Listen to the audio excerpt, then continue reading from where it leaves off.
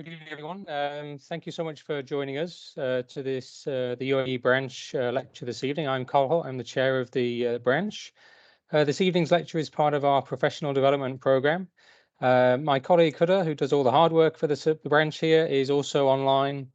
Should you wish to get more information on joining the society, please drop Huda a message through the evening, and she can get back to you and give you further information.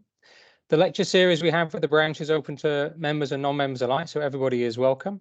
In terms of just some housekeeping for this evening, we'll move on to the lecture presentation very shortly. The aim from a Q&A perspective will be if you just put your questions into the chat, into the Teams chat. Huda will then manage those towards the end of the lecture and then liaise with the presenter. Speaking of the presenter, that is James Baker, who's the CEO of Graphene at Manchester. James joined the University of Manchester after 25 years in industry, where most recently he was Vice President of the Technology Collaboration Programs and Managing Director of the Advanced Technology Centre for BAE Systems in the UK. As the CEO of Graphene Manchester, it's included business responsibilities for the National Graphene Institute and the Graphene Engineering and Innovation Centre. He is leading on the creation of graphene industry ecosystem in Manchester and developing industrial partnership and collaborations which accelerate commercial opportunities for graphene and other 2D materials. James is a chartered engineer and a fellow of the Institution of Engineering and Technology and a fellow of the Royal Society of Arts. So, Huda, unless I've missed anything else that we need to say, we'll hand over to James for the presentation. Thank you.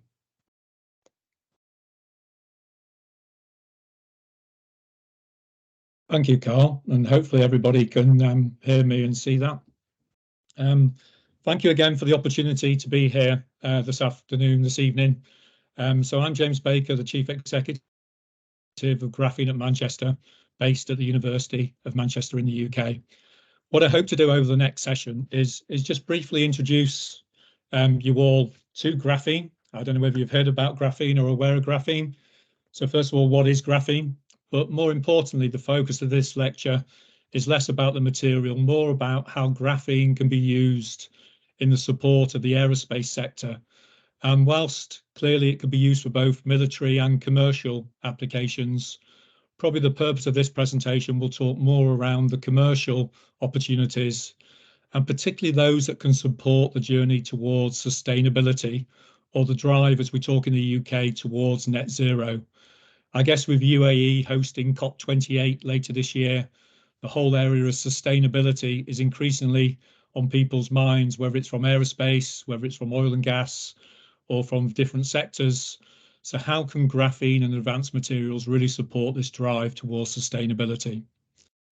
I'd like to just introduce the partnerships that we have in UAE, both with Masdar and Khalifa University, but then go into some case studies of where graphene can start to make a difference in terms of products, applications, but also in terms of some of the relationships and partnerships that we already have with companies, be it large companies through to small, medium-sized enterprises, startups and new organizations that are quite excited in this journey from the lab into commercialization. So what is graphene? For those of you aware, 2004 in Manchester, two scientists driven by curiosity took some graphite, and you can all try this at home with a pencil and some sticky tape. And if you peel that graphite on the sticky tape over and over several times, around 17 to 20 times, if you had a microscope alongside you and look through there, you may notice that you had isolated a single atomic layer of carbon. So what is graphene? It's got length, it's got breadth, but at one atomic layer thick, it's what's commonly called today a two-dimensional or 2D material. Why 2D? It can be stretched lengthways and breadth, but because at one atomic layer thick, it cannot be stretched in that third dimension. You might then start to say, so what? What's so different around this discovery? From a scientific viewpoint, first of all, the two scientists received the Nobel Prize for Physics in 2010, not just for the discovery, but as a 2D material, the graphene has different and unique properties to that exists as a 3D material. So the excitement around graphene was less about the isolation or the discovery, more around these new properties. And some in the audience may have heard some of the properties like 200 times stronger than steel, more conductive than copper, flexible, transparent, can act as a membrane that will allow some molecules to pass through but will block others. So as well as the science, around 2010, industry increasingly started to wonder, how do I use these properties in my product, in my application? How do I utilize those features to improve the performance of my product or application? So what is graphene used for? There are many, many case studies, which I'll touch on a little bit through the presentation later today, but everything from lightweighting, where you add graphene into a polymer, into a thermoplastic, into an elastomer, into carbon fiber, into a metal matrix. So by the addition of graphene into things, you can start to transform the properties of that material, make it stronger, make it lighter, make it more conductive, make it more electrically conductive. So there's a number of case studies where people are adding graphene into an existing range of products, from protective equipment through to lightweighting, through to construction materials. Again, later I'll give some examples where people are using graphene into concrete to see if they can use less cement, less water to reduce the emissions of CO2 in our infrastructure and buildings. Other exciting developments, particularly out in UAE, around water treatment, membrane technology, where if I could separate contamination or salt from water, so I can get drinking water from dirty, contaminated water. So some very interesting membrane technology, through to coatings, be it anti-corrosion coatings or coatings on your structures or cars or on your aircraft. And then there's also a whole range of electronics, batteries, supercapacitors and energy storage. So again, through the presentation, I'll give a few examples of some of the developments around those applications, in particularly aligned to aerospace. So as I said in the introduction, I'm from the University of Manchester. 2004 was the first isolation. 2010 was the Nobel Prize for Physics. But Manchester, as well as the science, decided it really wanted to take the science around 2D materials further. And towards that, we have the National Graphene Institute on the right, a 60 million facility in Manchester that's really focused around that advanced material or 2D material science. So today we have over 150 other 2D materials, and in the future, they'll be creating stacks or layers of multifunctional material where you actually build functionality into your material in your product and application. So the National Graphene Institute is very much an academic-led institute, but really pushing the science not just on graphene, but this whole family of 2D materials. We also have a second graphene building in Manchester called the Graphene Engineering Innovation Centre, the building I'm more associated with, but that's more around the translation of the science into products and applications, working with industry. Later on, I'll talk about how these fit together, but very simply, the NGI is around the new science, and the GEIC is really around that translation space, working with industry to create supply chain and accelerate the adoption of graphene into 2D materials. So the background to the GEIC is very much where our relationship with UAE started. So the GEIC is based in the Masdar building. So this is a partnership between the University of Manchester and Masdar, the renewable energy company in UAE, and very much around the vision and the partnership around how advanced materials can really help in that transition from oil and gas into renewable and other technologies. So the GEIC facility is a £60 million facility based at the University of Manchester, and it's housed in the Masdar building, and very much around the partnership and relationship, not just between Masdar and the University of Manchester, but a broader relationship between Manchester in the UK and Abu Dhabi and UAE around football, around technology, and around housing. So again, very pleased to be housed in the Masdar building. So the GEIC, as I mentioned earlier, is very much about that scale up. If you think of a journey of technology from discovery through to commercialization, you need to go not just from making a small quantity or a centimetre squared or a gram, you need to go into that scale up. So the GEIC is very much around that scale up of both materials, but also the various applications, from composites to energy storage, to inks and formulations, to coatings and membrane technology. And the GEIC is very much around that scale up activity, but focused around creation of supply chain and working with industry. So one of the questions we often get asked at these audiences, so graphene, sticky tape and graphite sounds fun, but it's not commercially viable. The good news is today there is a supply chain that can make graphene not by the gram or by the kilo, but can make this by the ton. There are many different methodologies of making graphene, from the traditional ways of taking something like graphite from the ground and breaking that down into layers or few layers of graphene material, or alternatively what we call bottom up, where you take a gas like methane or carbon dioxide, you heat that, and through a process like chemical vapor disposition, you create a film of graphene onto a substrate of copper or nickel. And what you'll see from this chart is that two things. First of all, the volume of graphene is increasing. There is a supply chain, not just in the UK, it's across the world. But more importantly, the cost of graphene is coming down significantly.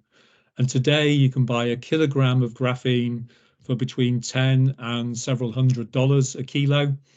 But the good news for those in the commercial world is typically you have to add as little as 0.01% graphene into something to start to make a difference. So you're adding a small amount of material to make a significant difference to a product or application. The other key development that's taking place at the moment is an acceleration, and again, I know there's great interest across the UAE in this, is what I call the new forms of producing graphene from byproduct or from waste. So sometimes referred to as greener graphenes or green graphenes.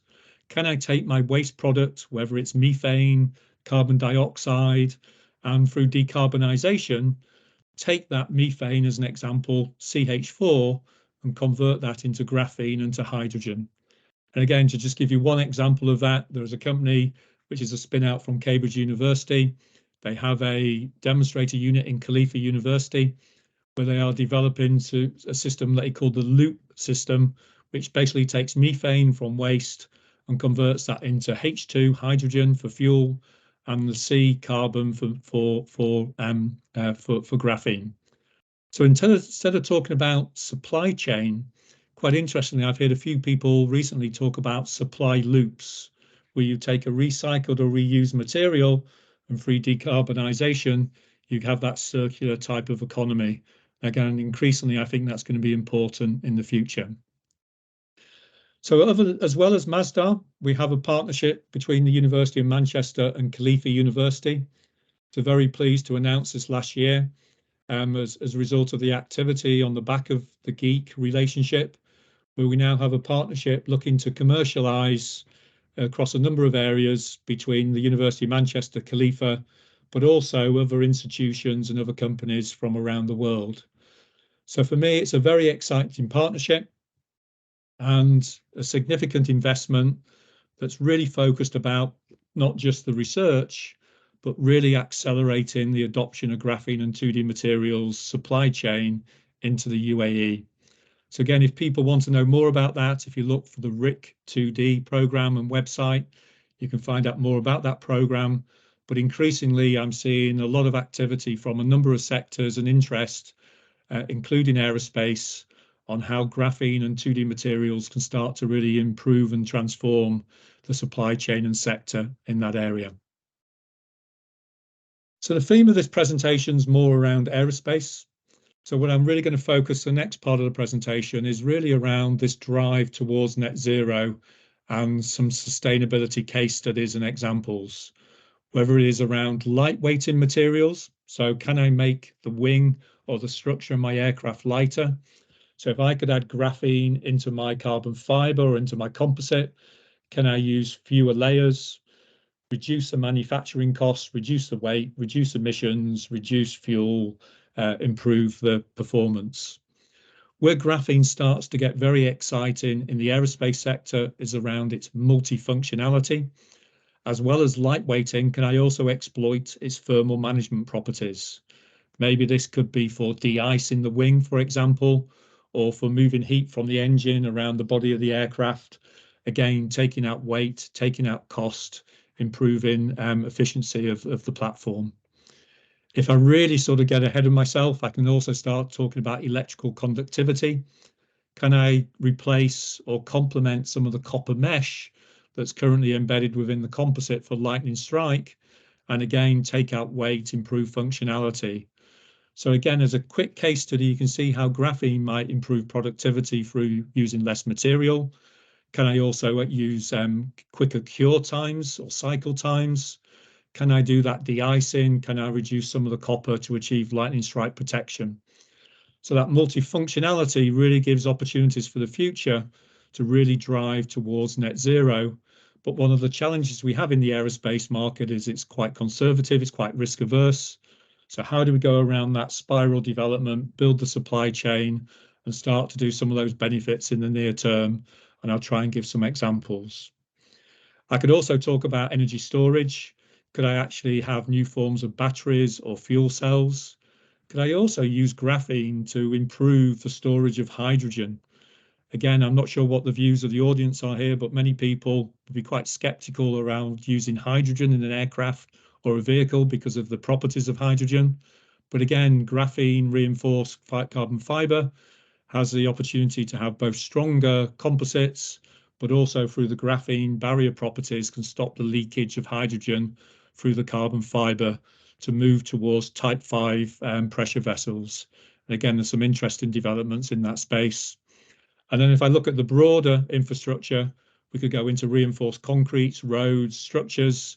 Again, if we could reduce some of the cement contributes between 8 and 10% of global carbon dioxide emissions.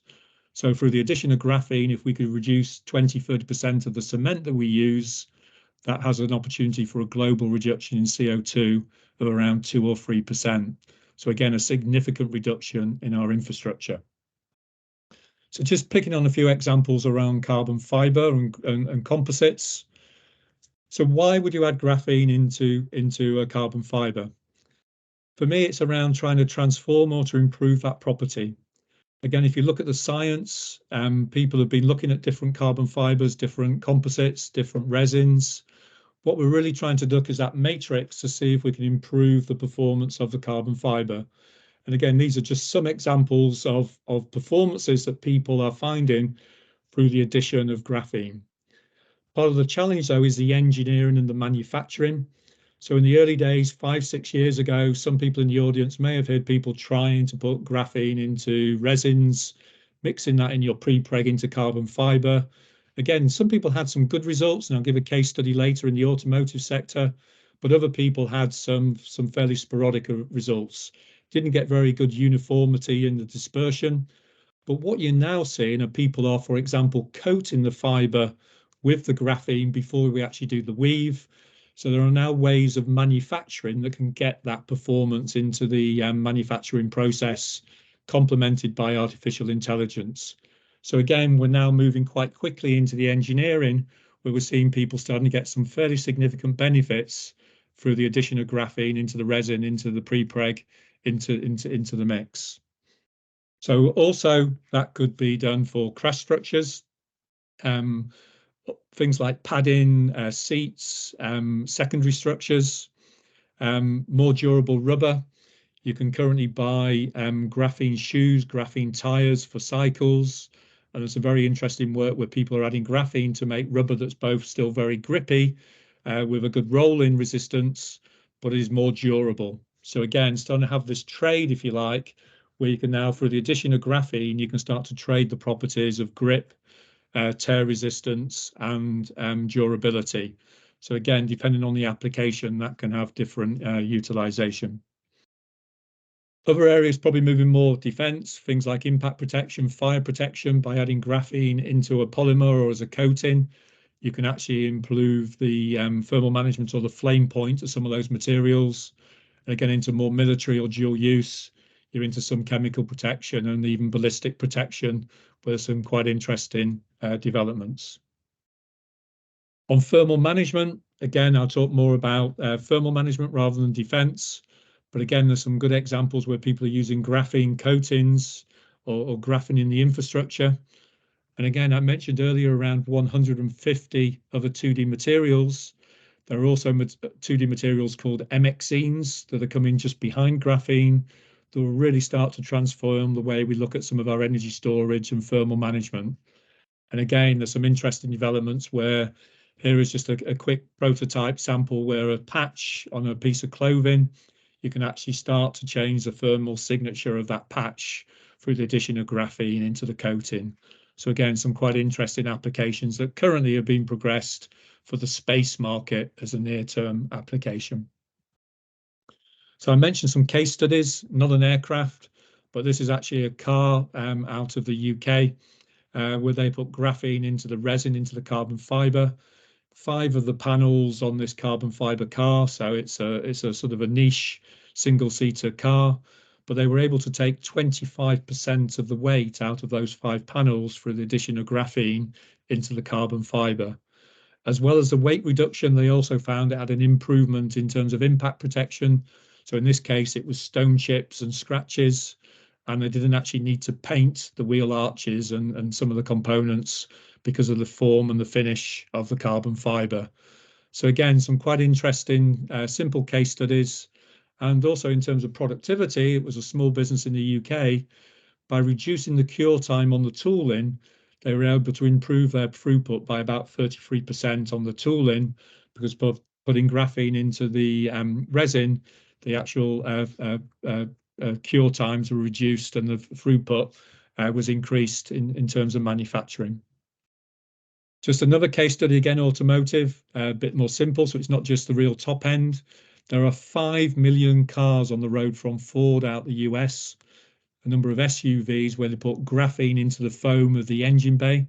So using an aerospace example, this might be the seats, it might be the packaging, structures, secondary structures, whereby adding graphene into the structures, first of all, you can lightweight the structures, but the improved thermal management and insulation also reduces noise and vibration, and it also acts as a flame retardant in terms of being in the engine bay.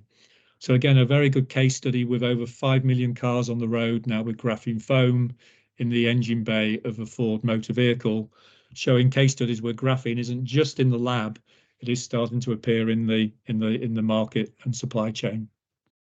Looking at an aerospace example, this goes back a few years. This is just a small unmanned vehicle. This was back in 2016, where we flew a graphene-coated wing of a drone aircraft at the Farnborough Air Show in the UK in 2016. Since then, we've done further iterations of that. Again, just de-risking. And part of the business model of the GEIC, as well as doing the science and the application, is what we call a living lab, where we actually make prototypes, we make demonstrators to really de-risk and accelerate the adoption of graphene into 2D materials. A more recent, slightly more exciting example, and this is a company that have been out to UAE and been talking with Mubadala and Strata in UAE. There's a company called Space Habitat or Graphene Innovations Manchester, who are actually looking about putting graphene into space. So graphene, carbon fiber onto space stations, but as well as looking at the materials, they're also doing advanced manufacturing and artificial intelligence. And again, some really exciting developments around potential for graphene and carbon fiber from space through to pressure vessels. And again, there's some good dialogue taking place with Strata and in UAE around how they may work together in the future. Another area is energy storage. So again, a lot of talk around alternative beyond conventional combustion engine. So this is everything from batteries through to supercapacitors through to improved energy storage. So again, what people are looking about is this trade between power and energy density. And again, there's a number of works around, can we add graphene into existing batteries or energy storage? Through to the area which excites me more is that of supercapacitors. So ability to do a rapid charge discharge So for those who are familiar with Formula One, so the ability you use your power as you accelerate, then you recharge through braking, and that system can go through a number of laps and it lasts a number of races. Again, the benefit of graphene and 2D materials, can we almost go to infinite charge and discharge? So anything that's doing a lot of stopping, starting, braking, accelerating, or maybe it's in free flow where any airflow might recharge or energize the structure. Going back to earlier, can we have my wing that's both lighter weight, it's doing de-icing, it's doing lightning strike protection, but maybe it's also got a role in energy storage or storing hydrogen, or we build the supercapacitors or battery into that structure. So again, there's some quite interesting developments around supercapacitors, also around either existing battery technology as well as new non-lithium based battery technology. Some quite interesting developments going forward. And again, just to give you a simple case study from the aerospace sector, this isn't in the aircraft, but there's a program in the UK where we're looking to utilize that technology into a structural battery in a transportation system. So this is actually in the some of the airport transport vehicles. So the shuttle between Terminals 1 and Terminal 2, can we use a composite with supercapacitors embedded that do a lot of stop starting, that improve the performance, improve the range of some of the battery technologies. So again, this is a trial that's taking place in the UK, not on the aircraft, but in the infrastructure around the airport, where again, we're getting some real strong interest and activity. And then as a final section, I just wanted to talk around some of the construction and coatings. Again, I think this has got some interest to the aerospace sector. So this is everything from the mortars and concrete that I touched on earlier through to roads, but also in terms of paints, anti-corrosion, hydrophobic coatings, maybe for windows or for coatings of aircraft, through to flame retardancy, as well as the potential to build sensors into our structures.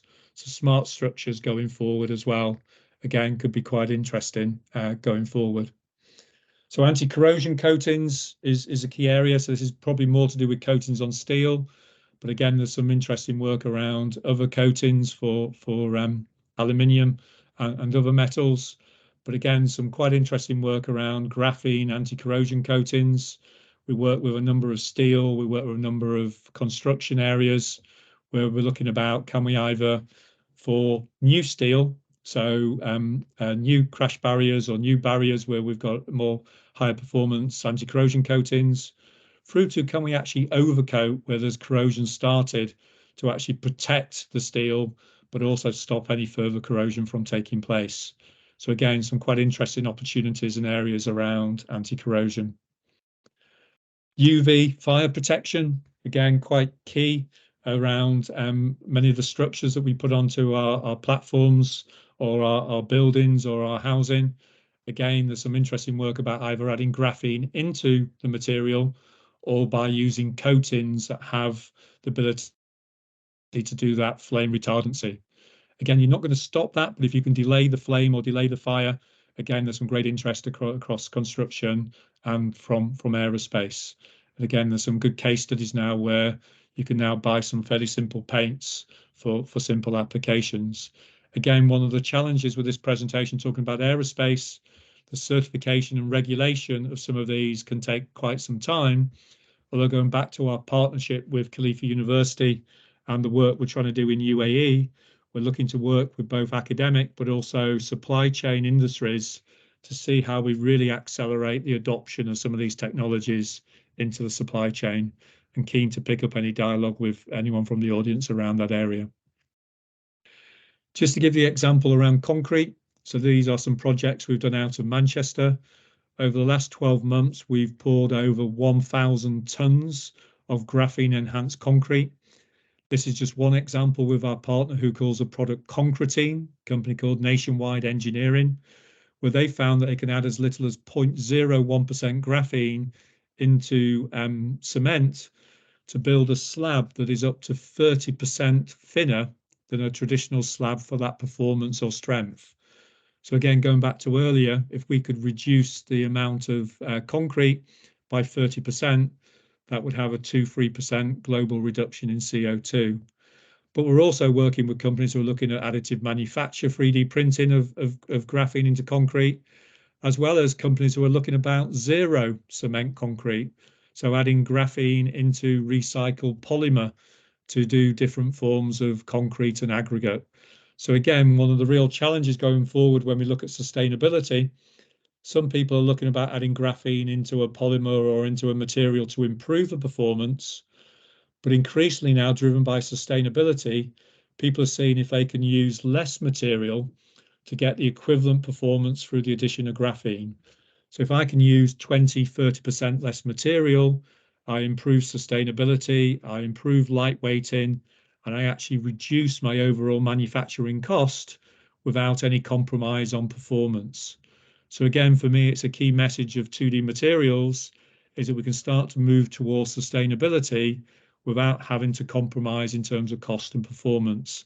I think that's a key message for the audience going forward, that being more sustainable doesn't have to have a compromise in terms of that performance factor or in terms of cost if you get the right mix for your particular application. So the concretine is a piece of work. What we see there is a slab that's outside the GEIC in Manchester.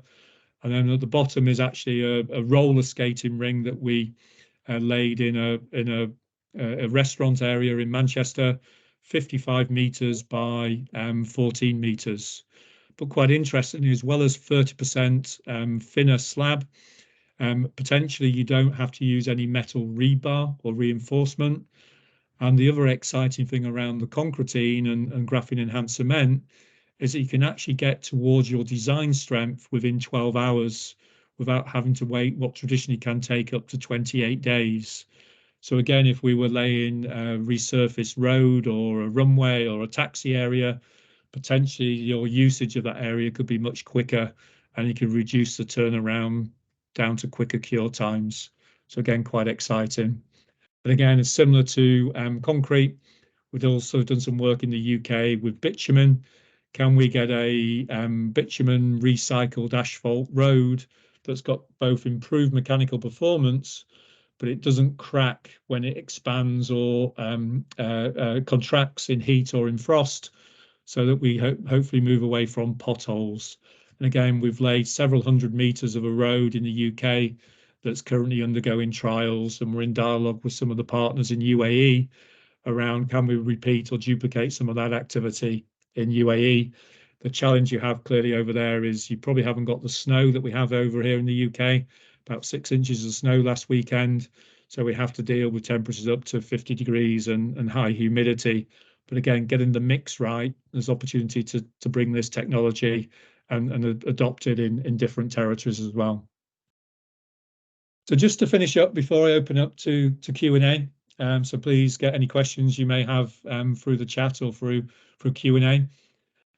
Just finish on this chart and what we're trying to achieve in Manchester. So for me, some of you may be familiar with technology readiness level, or TRL. So across the bottom, we have our scale of technology readiness level. So first developed by NASA, but quite common across the aerospace sector. So your blue sky research is bottom left, TRL1. And then you go through the TRL scale to the right-hand bottom right, TRL9, where you have your mature technology in the field. For me, though, there's a second axis. I call it system readiness level, SRL. So this is everything from manufacturing readiness through to commercial, through to end of life, through to regulation certification. And we're really going on a journey from bottom left to top right. It sounds like a linear process, but unfortunately, sometimes technology is not very linear. It's more like snakes and ladders, or a game in the UK where you go up ladders and you go down snakes. So you think you're at TRL 5 or 6, and then you find you can't manufacture it, so you go back to the science. So with the partnership with Khalifa University, with the activity in Manchester, the core of what we do is still very much that academic work, both in Manchester and in Khalifa. We have our National Graphene Institute in Manchester, and we have the Graphene Engineering Innovation Centre. And through the RIT 2D programme, we now have that third dimension, which through partnership and collaboration, we're working both at the academic level with Khalifa, but we're also working with supply chain, both UK and in UAE. And key to that is really that engagement with industry. So just as to finish off, really, what we're looking to do is to build this ecosystem.